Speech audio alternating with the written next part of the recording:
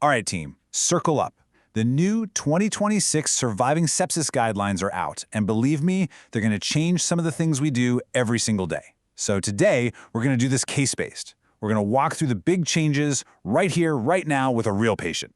Let's get into it. So, let's focus on our new admission over in bed 4. I want to use this case to really dig into how these guidelines change our thinking from the second we walk into the room. This isn't just an academic exercise. This is about what we are going to do for this patient in the next 60 minutes. Okay, so here's the rundown. We have a 78-year-old gentleman coming in from a nursing home. He's confused. He's got a fever of 38.8. Heart rate's 115, he's breathing 24 times a minute, and his pressure's a little soft at 105/55. I mean, this is about as classic a picture as you can get.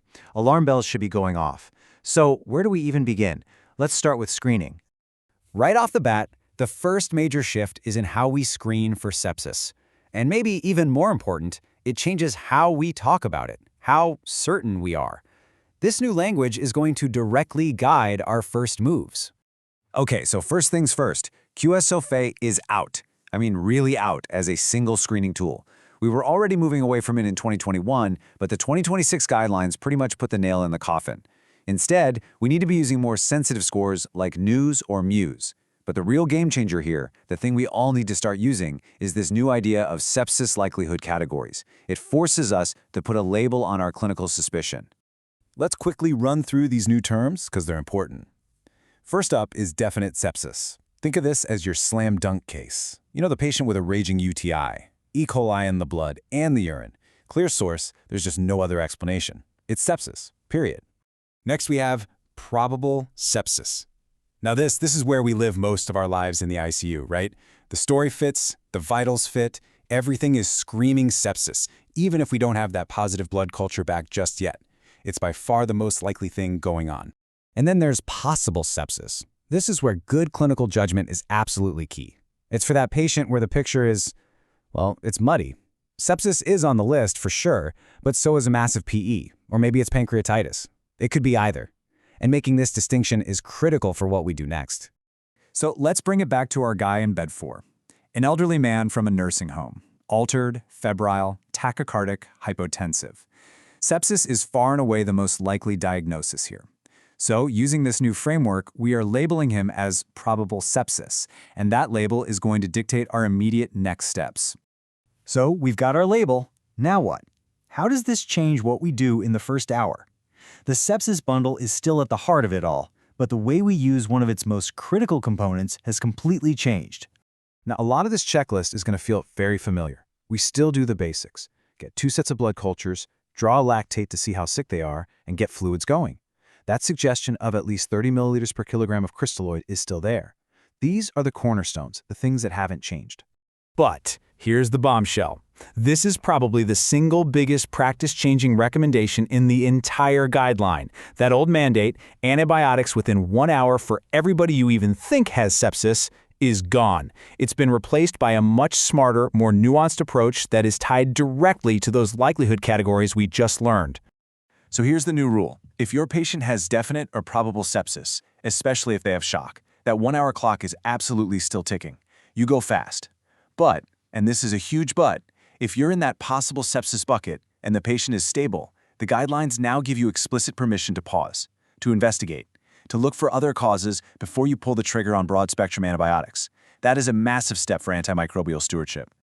So, for our patient, the path is crystal clear. We've called him probable sepsis, and he's hypotensive. There is no time to waste here. For him, the 1 hour rule applies. We need to get that first dose of antibiotics into him right now. All right, let's jump forward in time a bit. We've given the fluids, the antibiotics are running, but he's not turning the corner. This brings us to septic shock, and another really important update on our hemodynamic targets. Okay, so it's been about an hour. Despite the fluid bolus, his pressure has now drifted down to 85/45.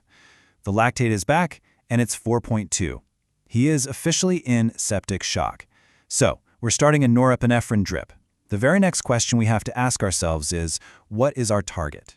For years, we have all had the magic number of 65 drilled into our heads, a map of 65. The 2021 guidelines said it, and for most of the adult population, the 2026 guidelines say it too. That is still the standard of care. But, and this is another big one, the 2026 guidelines have carved out a landmark exception for a very, very common group of our patients.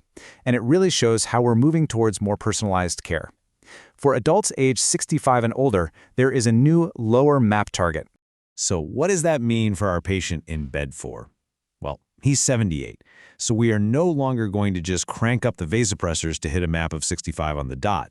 Our new goal for him is a range, 60 to 65. It might sound like a small change, but this could mean less pressure exposure and maybe, just maybe, fewer ischemic side effects. It's a big deal. Now, once we have him stabilized, once the pressure is in that goal range, we are not done. Sepsis care doesn't end after the first few hours, and the new guidelines continue to stress the importance of what comes next. A lot of this will be familiar, but it's so important they keep hammering it home.